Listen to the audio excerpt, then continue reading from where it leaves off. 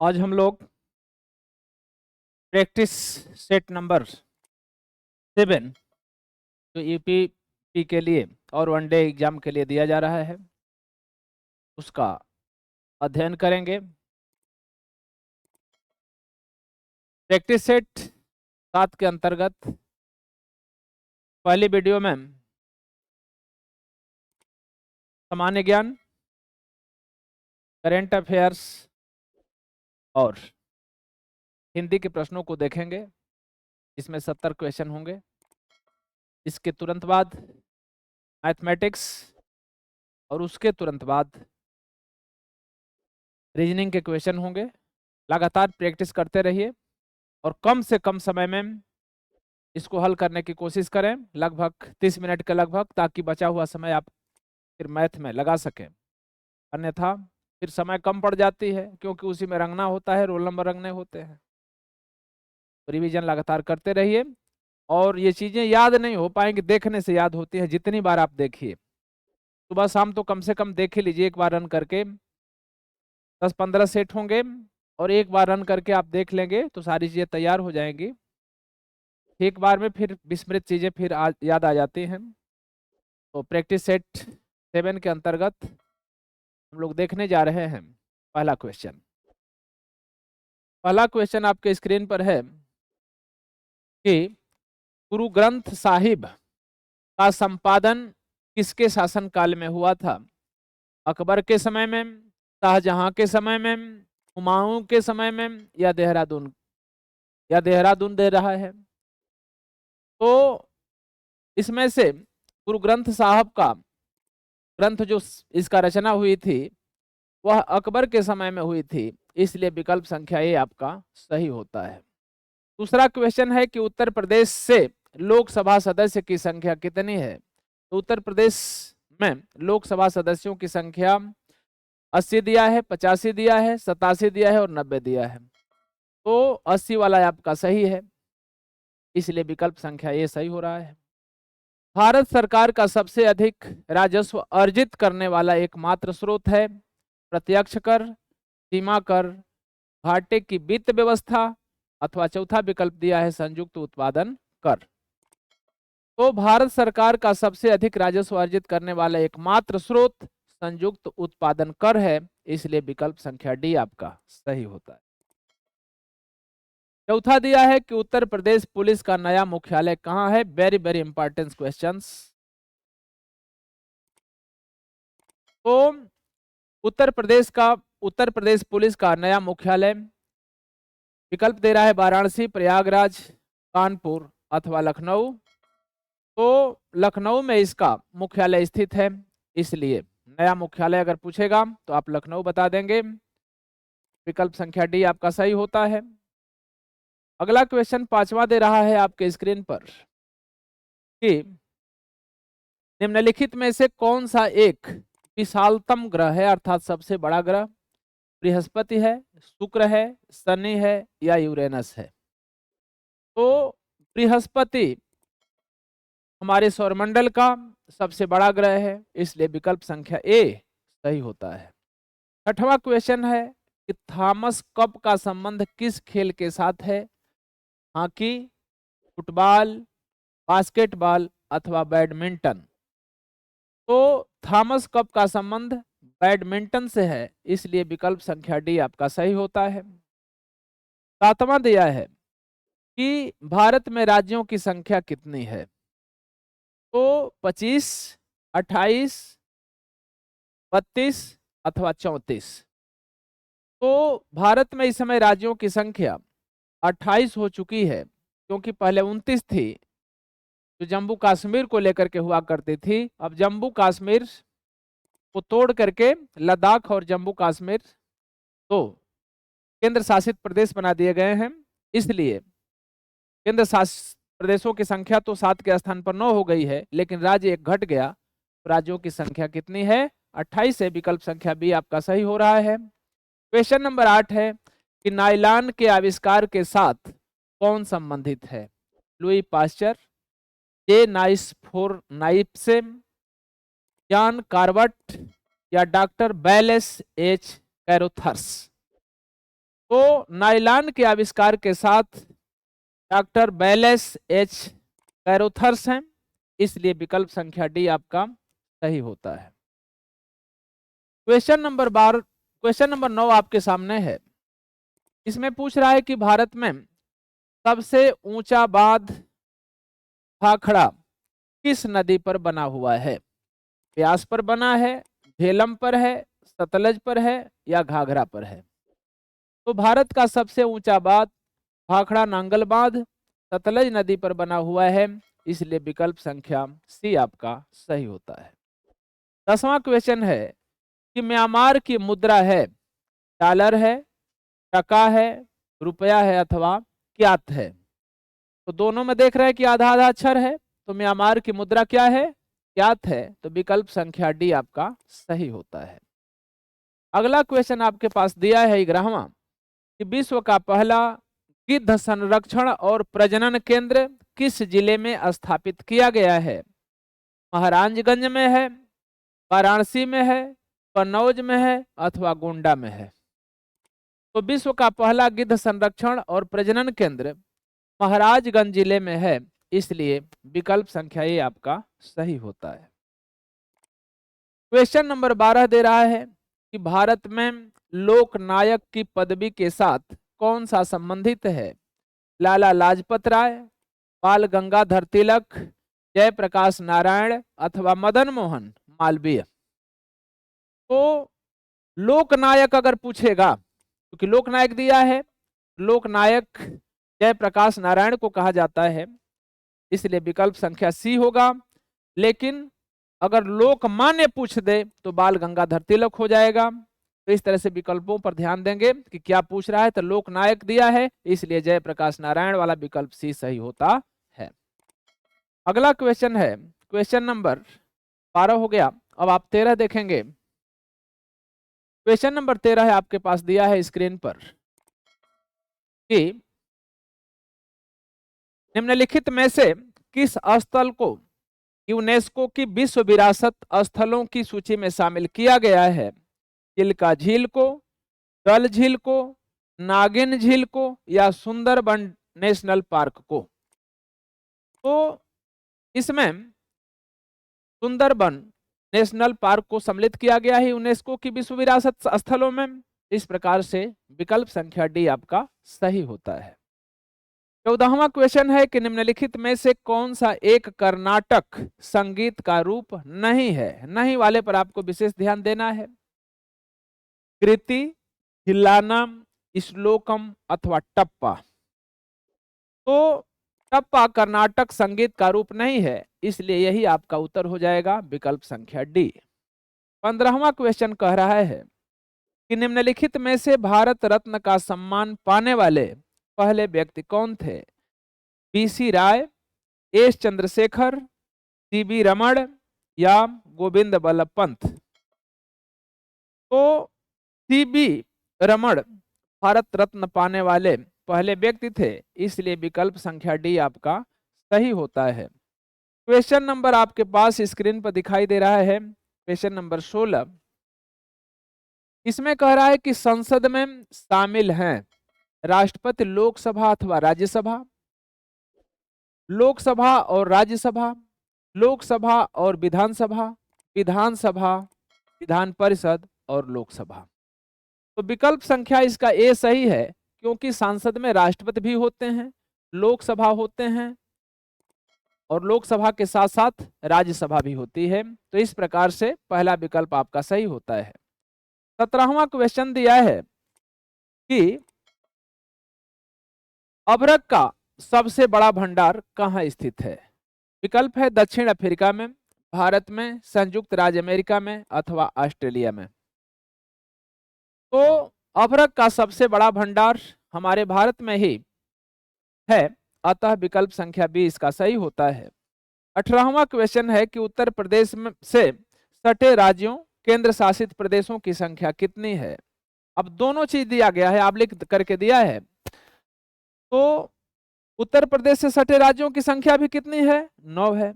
और केंद्र शासित प्रदेशों की संख्या कितनी है? 9 ही है। तो अगर दोनों में पूछे कि उत्तर प्रदेश से सटे राज्यों की संख्या है, तो भी हमारा 9 ही सही होगा, और अगर केंद्र शासित प्रदेशों की संख्या पूछे तो भी 9 सही है।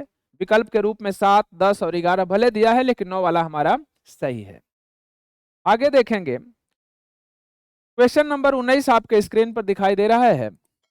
इसमें पूछ रहा है कि यह निर्णय कौन लेता है कि कोई विधेयक धन विधेयक है या नहीं है। राष्ट्रपति निर्णय लेते हैं कि प्रधानमंत्री, वित्त मंत्री अथवा लोकसभा का अध्यक्ष। वेरी वेरी इंपॉर्टेंट क्वेश्चन है। तो वेरी इंपॉर्टेंट क्वेश्चन है। लोकसभा अध्यक्ष निर्णय लेते हैं कि कोई धन विधेयक है अथवा नहीं है। विकल्प संख्या डी आपका सही हो जाएगा। 20वां क्वेश्चन है कि कंटूर काल्पनिक रेखाएं हैं जो दर्शाती हैं समान वायुमंडलीय दाब वाले क्षेत्र को, समान तापमान वाले क्षेत्र को, बराबर ऊंचाई वाले क्षेत्र को अथवा बराबर धूप वाले क्षेत्र को। तो कंटूर वे काल्पनिक रेखाएं हैं जो ऊंचावत क्षेत्रों को दिखाती है, अर्थात बराबर ऊंचाई वाले क्षेत्र को दिखाती हैं, अतः सी सही हो जाएगा। 21 दिया है कि भारत के किस राज्य का क्षेत्रफल सबसे अधिक है। उत्तर प्रदेश, मध्य प्रदेश, महाराष्ट्र अथवा राजस्थान। तो आप जानते हैं कि भारत में क्षेत्रफल की दृष्टि से राजस्थान क्या है, सबसे बड़ा है, इसलिए विकल्प संख्या डी सही हो जाएगा। अगला क्वेश्चन देखेंगे आप, आपके स्क्रीन पर क्वेश्चन नंबर 22 है कि दो नदियों के बीच उपजाऊ भूमि को क्या कहते हैं। जल संभर कहते हैं, जल विभाजक कहते हैं, दोआब कहते हैं अथवा तराई कहते हैं। तो दो नदियां यदि ऐसे एक नदी बह रही है और एक नदी ऐसे बह रही है और दोनों मिली हुई हैं, तो दोनों अपने कटान मिट्टी को ले आकर के यहाँ छोड़ देती हैं। इस क्षेत्र को हम जो कहते हैं काफी उपजाऊ मिट्टी का यह क्षेत्र होता है, भूभाग होता है, इसको हम दोआब के नाम से जानते हैं। इस प्रकार से हमारा दो नदियों के बीच उपजाऊ भूमि को दोआब कहते हैं। विकल्प संख्या सी सही हो रहा है।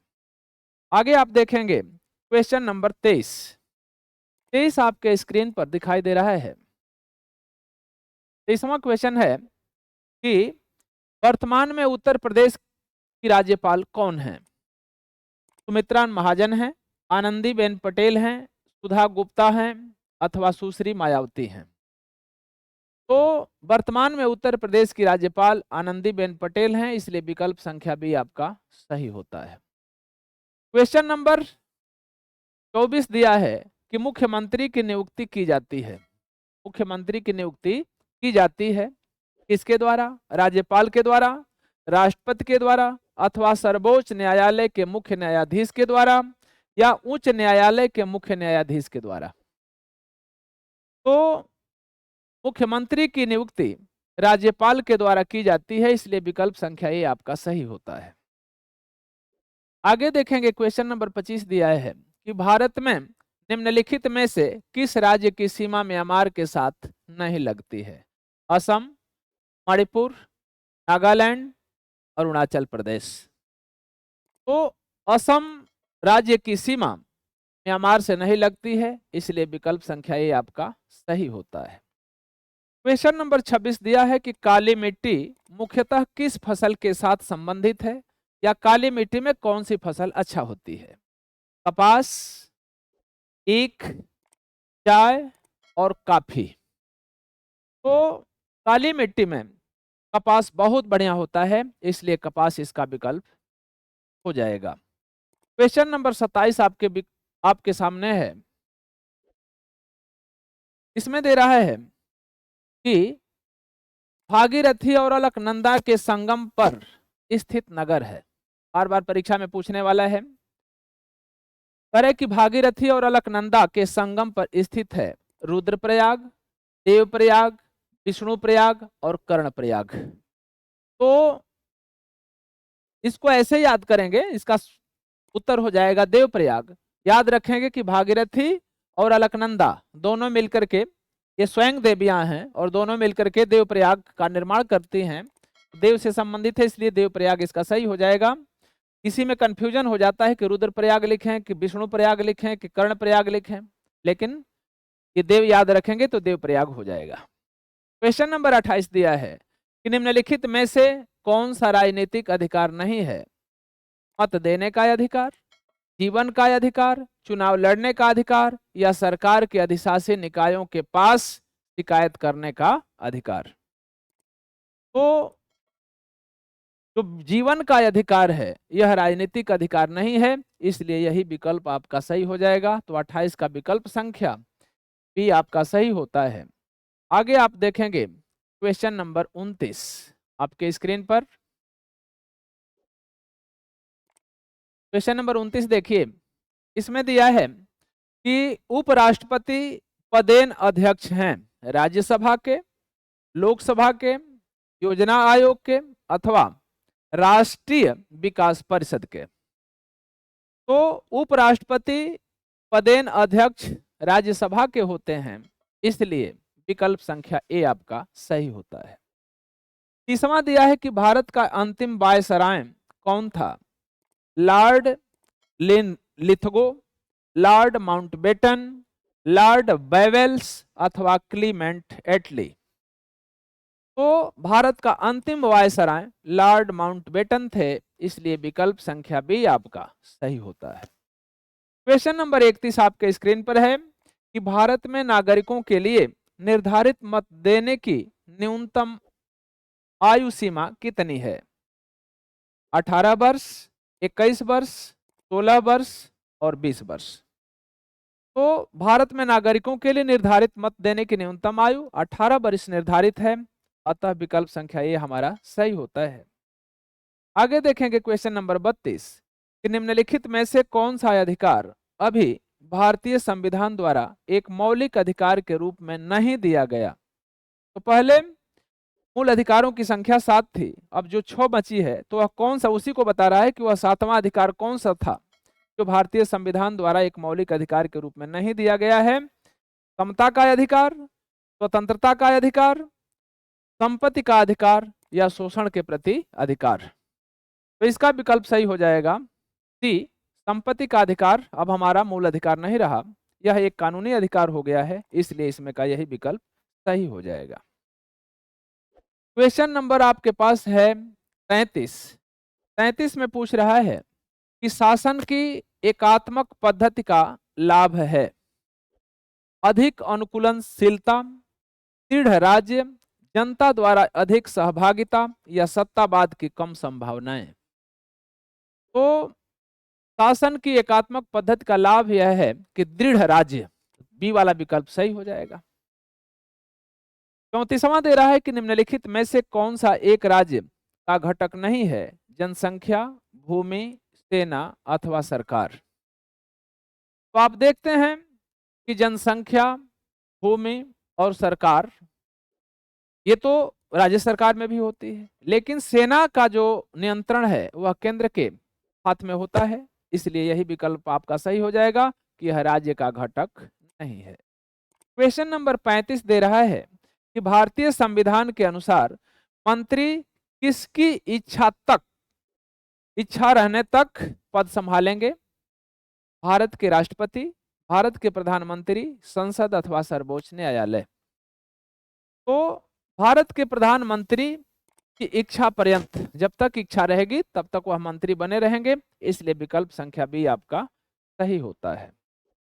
इसके बाद हिंदी के क्वेश्चन हम देखेंगे। क्वेश्चन नंबर 36 है आपके स्क्रीन पर। इसमें दे रहा है कि नास्तिक में कौन सा समास है? नास्तिक में कौन सा समास है? तो बहुब्रीहि समास, द्वंद्व समास, तत्पुरुष समास अथवा द्विगु समास। तो कठिन बनाना होता है तो प्रश्न इसी तरह का बनाता है। यह नौ तत्पुरुष कहलाता है, इसलिए इसमें तत्पुरुष समास होगा। तो नास्तिक में आप देख रहे हैं कि तत्पुरुष समास है, तो विकल्प संख्या सी हमारा सही हो जाएगा। 37वां क्वेश्चन दे रहा है कि किस वाक्य में संबंधवाचक सार्वजनिक विशेषण है? ये दे रहा है कि जिस काम को करना न हो उस पर चिंतन मूर्खता है। इसे नहीं, उस पुस्तक को निकालो। डी दे रहा है कि कोई आदमी मिलने आया है। डी दे रहा है कि यह किताब हटा दो। तो देख रहे हैं कि आप सी वाले विकल्प में कोई आदमी मिलने आया है, तो संबंध स्थापित कर रहा है, तो सार्वजनिक विशेषण यहाँ हो रहा है, इसलिए विकल्प संख्या टी सही हो जाएगा। 38 नंबर क्वेश्चन है कि किस वाक्य में अकर्मक क्रिया है। अकर्मक का मतलब जिसमें कर्म ही न हो। पहला दे रहा है कि रजनी ने गीत गाया, दूसरा दे रहा है तो ये तो कुछ किया, गीत गा रही है। मोहन पानी पी रहा है, ये भी कुछ काम कर रहा है। ऊंट खड़ा है, और अंतिम विकल्प दिया है कि हम सिनेमा देखते हैं, तो ये भी कुछ काम कर रहा है। तो तीनों तो कुछ काम करे, लेकिन ठूठ चुपचाप खड़ा है। व्यक्ति अगर कोई खड़ा है तो काम तो करेगा नहीं। तो इस तरह से इस वाक्य में ठूठ खड़ा है मैम अकर्मक क्रिया है, विकल्प संख्या सी आपका सही हो रहा है। आगे आप देखेंगे क्वेश्चन नंबर 39 आपके स्क्रीन पर है। इसमें दे रहा है कि किस शब्द में सम उपसर्ग लगा है, अर्थात कौन सा शब्द इसमें सम उपसर्ग लगा करके बनाया गया है। सप्रेम, साकार, संहार और स्वीकार। तो आप देख रहे हैं कि समधनहार, ये इसमें सम शब्द लगा हुआ है, इसलिए सम उपसर्ग से संहार शब्द का निर्माण हुआ है। तो आपका विकल्प संख्या सी सही हो रहा है। 40वां क्वेश्चन है कि अपने पैरों पर कुल्हाड़ी मारना मुहावरे का सही अर्थ है। तो अपने पैरों पर कुल्हाड़ी मारना मुहावरे का सही अर्थ है कुल्हाड़ी से पैरों को काट लेना, पैरों से असंभव कार्य करना, कठिन कार्य करना, अपना नुकसान स्वयं करना। तो ये देख रहे हैं अपना पैर काटना, ये तो गड़बड़ है। पैरों से असंभव कार्य करना, ये भी कुल्हाड़ी मारना तो है नहीं। कठिन कार्य करना, ये भी इसके अंतर्गत नहीं आएगा। तो अपना नुकसान स्वयं कर लेना, यह इसका विकल्प सही हो जाएगा। तो विकल्प संख्या डी आपका क्या है, सही है। आगे दिया गया है क्वेश्चन नंबर 41 कि किस क्रमांक में सभी शुद्ध हैं। 4 क्रमांक है, ए, बी और सी। एक और साप्ताहिक पहले में दिया है, दूसरा में है आजीविका और आशीर्वाद, तीसरा में दे रहा है आशीर्वाद और अनुकूल, निरीक्षण और कृपालु। तो इसमें सही होना चाहिए ए, एक और साप्ताहिक, ये विकल्प आपका सही होगा, क्योंकि आजीविका में आजीविका और आशीर्वाद पहला दिया है। तो एक और साप्ताहिक, इसमें देख रहे हैं साप्ताहिक शब्द में एक और साप्ताहिक, ये वाला विकल्प ना होकर के इससे भी बढ़िया विकल्प ये है आजीविका। आजीविका और आशीर्वाद, आशीर्वाद भी सही है और आजीविका भी सही है, इसलिए ये वाला विकल्प सही हो जाएगा। इसमें साप्ताहिक तो सही है, लेकिन एक में, तो विकल्प संख्या बी आप सही कर देंगे। क्वेश्चन नंबर नेक्स्ट देखेंगे 41 के बाद आप 42 देख रहे हैं स्क्रीन पर। इसमें दिया है कि किस क्रमांक में सभी शुद्ध हैं। पहला दे रहा है कि श्रृंगार और सृष्टि, तो श्रृंगार तो सही है लेकिन षष्ठी गड़बड़ है। बी दिया है नक्षत्र और संतुष्ट, नक्षत्र इसमें गलत लिखा गया है, क्षत्रिय अच्छा नहीं है। सी में दिया है अभीष्ट और सुशोभित, तो डी में दिया है श्रेष्ठ और दीक्षा। तो यहाँ पर आपका सही हो रहा है सी वाला विकल्प, अभीष्ट और सुशोभित, ये सही है, इसलिए विकल्प संख्या सी सही हो जाएगा। आगे देखेंगे निम्नलिखित में से कौन सा शब्द शुद्ध है। पहला है सम्मान, सम्मान नहीं होता है, सम्मान होता है। ये संहार दिया है, सन्मुख दिया है और सम्मुख दिया है। तो आप देख रहे हैं कि सन्मुख न होकर के सम्मुख होता है, तो 43 में विकल्प संख्या डी आपका सही हो रहा है। 44 क्वेश्चन दे रहा है कि निम्नलिखित में से कौन सा शब्द शुद्ध है। पुराणिक शब्द होता है, पुराणिक तो होता नहीं, पौराणिक होता है, तो इसलिए भी गलत हुआ। निरपराध, ये भी गलत है। पूजनीय और एक दिया है पूजनीय, तो निरपराध, पूजनीय ये भी गलत है, पूजनीय भी गलत है, पौराणिक है नहीं, तो ये जब तीनों कट जाते हैं तो निरपराध, निरपराध माने बिना अपराध का, तो ये वाला विकल्प को आप सही कर देंगे। 45 में दिया गया है कि यद्यपि में कौन सी संधि है? यदि धन अपि विसर्ग संधि है, दीर्घ संधि है, यण संधि है अथवा व्यंजन संधि है। तो यद्यपि में यण संधि है, इसलिए विकल्प संख्या सी आपका सही होता है। आगे देखेंगे क्वेश्चन नंबर 46। 46 में आपके पास दिया है कि अपना हाथ जगन्नाथ, यह एक लोकोक्ति है और इसका सही अर्थ क्या होगा? अपना काम स्वयं द्वारा ही संपन्न करना उचित होता है। अपने हाथ में ईश्वर की मूर्ति देखना, या फिर ईश्वर से साक्षात्कार करना, या ईश्वर के समक्ष हाथ फैलाना। तो आप देख रहे हैं कि अपना हाथ जगन्नाथ का मतलब हुआ कि अपना काम स्वयं द्वारा ही संपन्न करना यह उचित होता है। तो विकल्प संख्या ए आपका बिल्कुल सही होगा। 43 दे रहा है कि अधजल गगरी छलकत जाए, लोकोक्ति का सही अर्थ है। पहला विकल्प है अत्यधिक ज्ञानी होना, दूसरा है घड़े से जल को गिराना, तीसरा दिया है दूसरों के सामने ज्यादा बोलने वाला, डी दिया है कि अल्पज्ञ व्यक्ति ज्ञान की डींग ज्यादा हाँकता है। तो बिल्कुल यही सही हो जाएगा कि थोड़ा अगर ज्ञानी है तो वह ज्यादा हाँकता है कि मैं सबसे ज्यादा जानता हूं। तो विकल्प संख्या डी आपका सही हो जाएगा। तो इस तरह से 47 का डी आपका सही होता है। अगला देखेंगे आप क्वेश्चन संख्या 48। 48 आपके स्क्रीन पर है।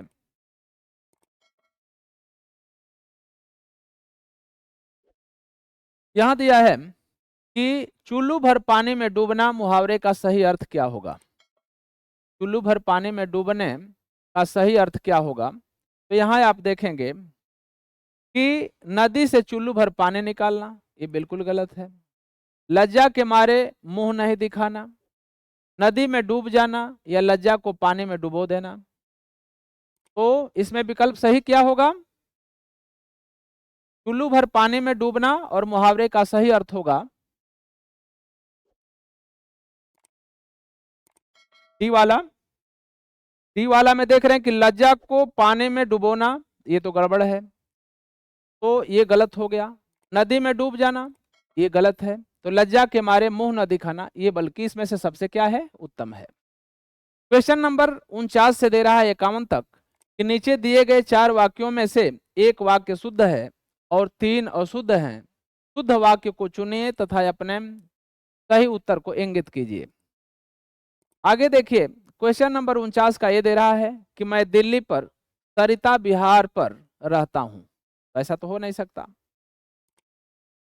मैं दिल्ली के सरिता विहार पर रहता हूं, मैं दिल्ली में सरिता विहार में रहता हूं, मैं दिल्ली में सरिता विहार पर रहता हूं। तो देख रहे हैं उस किसी स्थान पर नहीं रहा जाता है बल्कि में रहा जाता है, इसलिए सी वाला विकल्प सही हो जाएगा कि मैं दिल्ली में सरिता विहार में रहता हूं। क्वेश्चन नंबर 50 का ए है कि किसी को आदमी बुला भेजो। किसी को आदमी बुला भेजो, ये गड़बड़ लग रहा है। किसी आदमी को बुला लो, किसी आदमी को बुला डालो, बुला भेजो किसी आदमी को। इसलिए विकल्प संख्या बी आपका सही हो जाएगा कि किसी आदमी को बुला लो, ये बिल्कुल सही है। क्वेश्चन नंबर आपके पास है 51। क्वेश्चन नंबर 51 आपके सामने है। इसमें पूछ रहा है कि प्रधानमंत्री अपने अर्थ नीति स्पष्ट कर दिए थे। प्रधानमंत्री अपना अर्थ नीति स्पष्ट कर दिया था, प्रधानमंत्री अपना अर्थ नीति स्पष्ट करके दिए थे, प्रधानमंत्री ने अपना अर्थ नीति स्पष्ट कर दी थी। तो आप देख रहे हैं कि डी वाला बिल्कुल विकल्प सही है कि प्रधानमंत्री ने अपनी अर्थ नीति स्पष्ट कर दी थी। तो विकल्प संख्या डी आपका सही हो जाएगा। 52 नंबर क्वेश्चन करने से पहले आपके पास निर्देश है कि नीचे दिए गए प्रत्येक वाक्यांश के लिए एक शब्द दीजिए। इसके लिए 4 विकल्प दिए गए हैं। उचित विकल्प का चुनाव कीजिए और अपने सही उत्तर को इंगित कीजिए। पहला क्वेश्चन है कि जिसका वर्णन न किया जा सके उसको हम एक शब्द में क्या कह सकते हैं? अवर्णनीय, वर्णनीय, वर्तनीय अथवा दर्शनीय। जिसका वर्णन न किया जा सके उसे वर्णनीय कहते हैं, इसलिए विकल्प संख्या ए आपका सही हो जाएगा। 53 नंबर क्वेश्चन है कि जिस पर विश्वास किया जा सके उसे विश्वसनीय कहेंगे, कि ईमानदार कहेंगे, कि सदाचारी कहेंगे, कि अविश्वसनीय कहेंगे। तो जिस पर विश्वास किया जा सके ऐसे व्यक्ति को विश्वसनीय कहते हैं। इस प्रकार से आपका विकल्प संख्या ए सही होता है। क्वेश्चन नंबर 54 दे रहा है कि मोक्ष की इच्छा रखने वाले को क्या कहते हैं।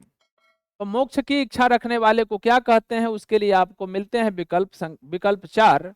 पहला है तितिक्षु, तितिसु अथवा मुमुक्षु, तिशिक्षा अथवा मुमुक्षु। तो मोक्ष की इच्छा रखने वालों को मुमुक्षु कहते हैं। इस प्रकार से आपका विकल्प संख्या डी सही होता है। अगला क्वेश्चन आपके पास है क्वेश्चन नंबर 55 कि निम्नलिखित में से कौन सा शब्द कृष्ण का पर्यायवाची नहीं है। तो कृष्ण को आप जानते हैं कि केशव भी कहा जाता था, मोहन भी कहा जाता था और माधव भी कहा जाता था, लेकिन राजीव नहीं कहा जाता था, इसलिए नहीं शब्द कह रहा है। तो राजीव वाला ही विकल्प आपका क्या हो जाएगा, सही है कि कृष्ण को राजीव नहीं कहा जाता था। क्वेश्चन नंबर 56 है आपके पास कि निम्नलिखित में से कौन सा शब्द बाल का पर्यायवाची नहीं है। पूछ रहा है कि बाल का पर्यायवाची नहीं है। तो इसमें देख रहे हैं कि कुंतल है, अलक है, कय है और सिखी है। तो विकल्प संख्या डी इसका सही हो जाएगा, क्योंकि अलक, कुंतल और कय ये शब्द बाल के पर्यायवाची शब्द कहलाते हैं। तो इसलिए इसमें से विकल्प संख्या डी ही आपका क्या हो जाएगा, सही हो जाएगा। 57 नंबर क्वेश्चन है कि वक्र शब्द का सही विलोम है। तो वक्र शब्द का सही विलोम तिरछा होता है, कि क्षुद्र होता है, कि रिजु होता है, कि टेढ़ा होता है। तो आप वक्र माने देखते हैं टेढ़ा मेढ़ा और रिजु माने होता है सरल या सीधा। तो वक्र का विलोम जो रिजु है वह बिल्कुल सही है। तो सी वाला विकल्प आपका सही हो जाएगा। क्वेश्चन नंबर 58 दिया है कि अतिवृष्टि शब्द का सही विलोम है शुष्क, बहुवृष्टि, बंजर अथवा अनावृष्टि। तो अतिवृष्टि का मतलब होता है अधिक वर्षा होना, और अनावृष्टि का मतलब होता है बिल्कुल नहीं के बराबर वर्षा होना। तो अतिवृष्टि का विलोम आपके पास क्या हो जाएगा, अनावृष्टि हो जाएगा। तो इस प्रकार से विकल्प संख्या डी आपका सही हो जाएगा। क्वेश्चन नंबर 59 है आपके स्क्रीन पर, बता रहा है कि ह्यूमैनिटेरियंस के लिए परिभाषित शब्द होगा।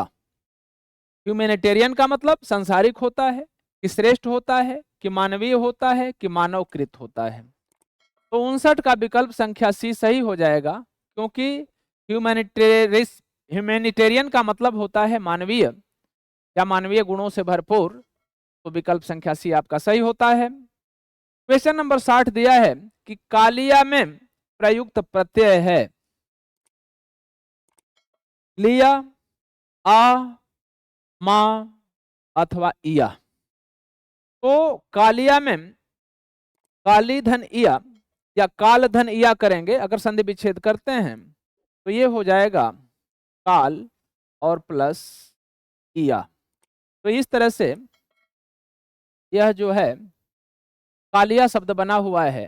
तो मूल शब्द ये काल है, आइया प्रत्यय इसमें जुड़ा हुआ है, इसलिए विकल्प संख्या डी आपका सही होता है। क्वेश्चन नंबर 61 आपके स्क्रीन पर है। 61 नंबर का क्वेश्चन आपको कह रहा है कि इससे पहले निर्देश दिया हुआ है कि इसे आप पढ़ें, गद्यांश पर आधारित यह क्वेश्चन है। कह रहा है कि 61 से 65 तक प्रश्न पूछे जाएंगे और उससे पहले निम्नलिखित गद्यांश का ध्यान पूर्वक अध्ययन करें तथा दिए गए प्रश्नों के उत्तर दें। सबसे बढ़िया तो यही होता है कि पहले प्रश्न पढ़ लिया जाता है, लेकिन यहाँ देखिए आप गद्यांश को ही पढ़िए और प्रश्नों का उत्तर आप दे लेंगे। पहला दिया है, तलवार के भय से साधुता धारण करने वाला व्यक्ति समाज का आदर्श सदस्य नहीं हो सकता है। अर्थात जबरदस्ती किसी को तलवार के बल पर अगर हम समाजवाद का या साधुता ग्रहण करा दें कि तुम सज्जन हो जाओ, तो ऐसा संभव नहीं है। आदर्श मनुष्य तो वही हो सकता है जिसने स्वेच्छा से साधुत्व को वर्ण किया है या ग्रहण किया है, स्वेच्छया संचय का त्याग किया हो। किंतु एक बात याद रखो कि प्रवृत्ति की ज्वालाएं भड़काए रखने से मनुष्य त्याग नहीं करेगा। इसके लिए थोड़ी शिक्षा उसे निवृत्ति की भी मिलनी चाहिए और प्रवृत्ति की भी, इसलिए कि अपनी कमाई पर वह अपना अधिकार न जमाए। प्रवृत्ति इसलिए कि कर्मठता जीवन का एकमात्र अवलंब है, और निवृत्ति इसलिए कि एक दिन मनुष्य को सब कुछ छोड़ करके अकेले ही यहां से चला जाना है। अर्थात अर्थात उसको क्या कह रहा है, कह रहा है कि एक दिन सारा चीज छोड़ करके ही उसे चला जाना है। ऐसा क्यों समझते हो कि धर्म केवल मंदिर और मस्जिद में बसता है, ठीक ना, तथा जुलाहे के करघा घर, मोची खाने अथवा राजनीति के दफ्तर में वह नहीं रह सकता। लेखक व्याख्या कर रहा है कि वह मंदिर मस्जिद में ईश्वर नहीं रह सकता। वह कहाँ रहता है, वह मोची के घर भी रह सकता है और करघा अर्थात जहां पर कपड़े की बुनाई होती है वहां भी रह सकता है।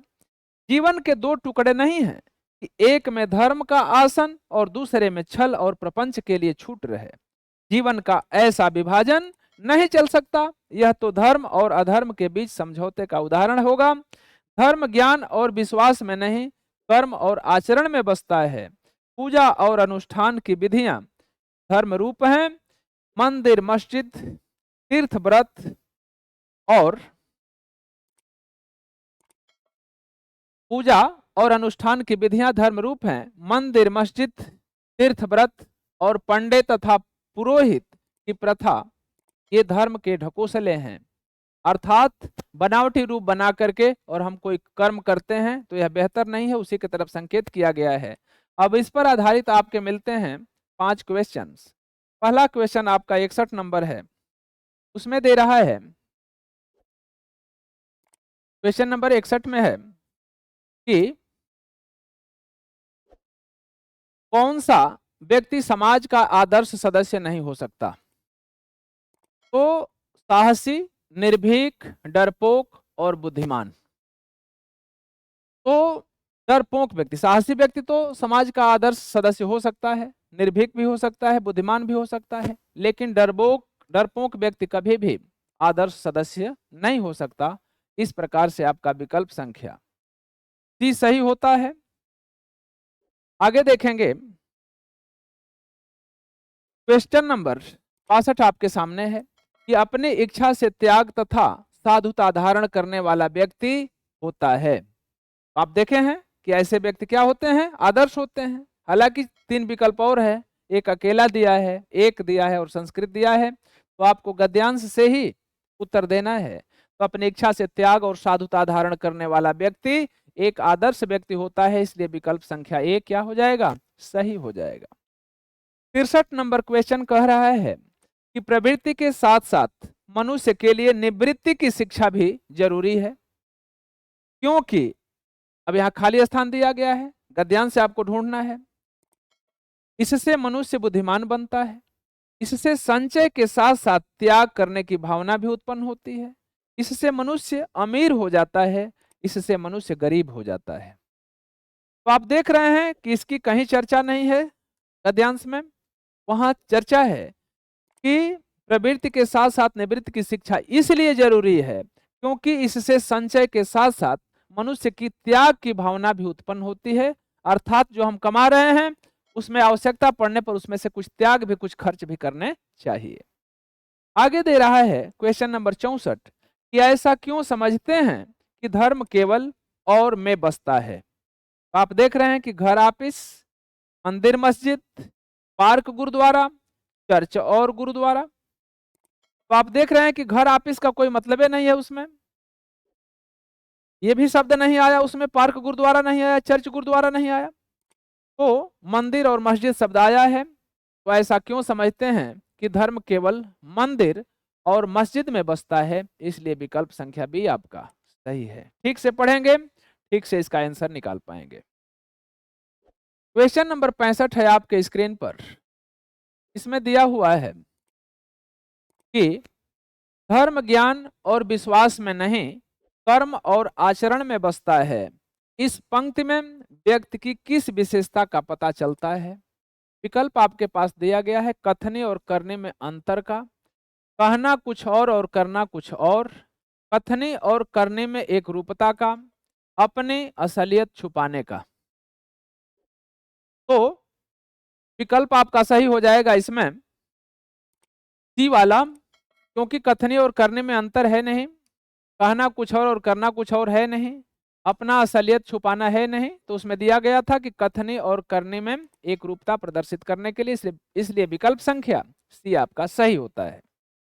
क्वेश्चन नंबर 66 दिया है कि तिरस्कार शब्द में कौन सा उपसर्ग है? तिरस शब्द है और कार शब्द है, अथवा तीर है, अथवा ती है। तो तिरस्कार वे शब्द होते हैं जो प्रारंभ में जुड़ते हैं, तो यहां पर हो जाएगा शब्द तिरस और धन कार होता है, कार बाद में जुड़ा हुआ है, पहला शब्द तिरस जुड़ा हुआ है, इसलिए विकल्प संख्या ए आपका सही हो जाएगा। 67 नंबर क्वेश्चन है कि किस क्रमांक में अति उपसर्ग प्रयोग नहीं हुआ है? अतिथि में, अतिरिक्त में, अत्यंत में, अथवा अत्याचार में। तो अतिथि शब्द अपने आप में पूर्ण है, इसलिए अतिथि शब्द में अति उपसर्ग का नहीं लगा हुआ है या नहीं जुड़ा हुआ है, तो विकल्प आपका ये सही होता है। क्वेश्चन नंबर 68 आपके पास है कि उपसर्ग के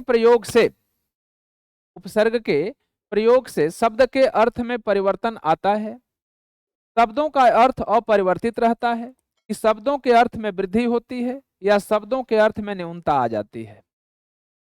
तो उपसर्ग के प्रयोग से शब्दों के अर्थ में वृद्धि होती है, इसलिए विकल्प सी आपका बिल्कुल सही विकल्प हो जाएगा। आगे देखेंगे क्वेश्चन नंबर 69 आपके सामने है कि मनोहर में कौन सी संधि है? मनोहर में कौन सी संधि है? तो विसर्ग संधि है, गुण संधि है, वृद्धि संधि है, अथवा व्यंजन संधि है। तो मनोहर में कौन सी संधि है? तो यहां पर हो जाएगा विसर्ग संधि हो जाएगा, विकल्प संख्या ए। आगे देखेंगे 70 क्वेश्चन है कि दिग्दर्शक में कौन सी संधि है? तो देख रहे हैं दिक धन दर्शक होता है, क के स्थान पर तीसरा वर्ण आ जाता है ग। तो इसमें आप देखेंगे इसका विकल्प दिया गया है कि अयादि संधि, व्यंजन संधि, विसर्ग संधि और वृद्धि संधि।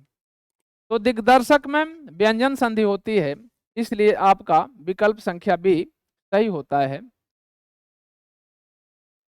आगे देखेंगे तो इस तरह से आपका 70 क्वेश्चन पूर्ण होते हैं। इसके ठीक पीछे आप गणित तथा रीजनिंग के क्वेश्चनों को भी देखेंगे। अभ्यास निरंतर करते रहिए और अच्छा प्रदर्शन करने का प्रयास करें, और इस प्रकार से देखते रहिए TR.AN classes, doctor AN classes को देखते रहिए और अपने सफलता के मार्ग पर बढ़ते रहिए। धन्यवाद।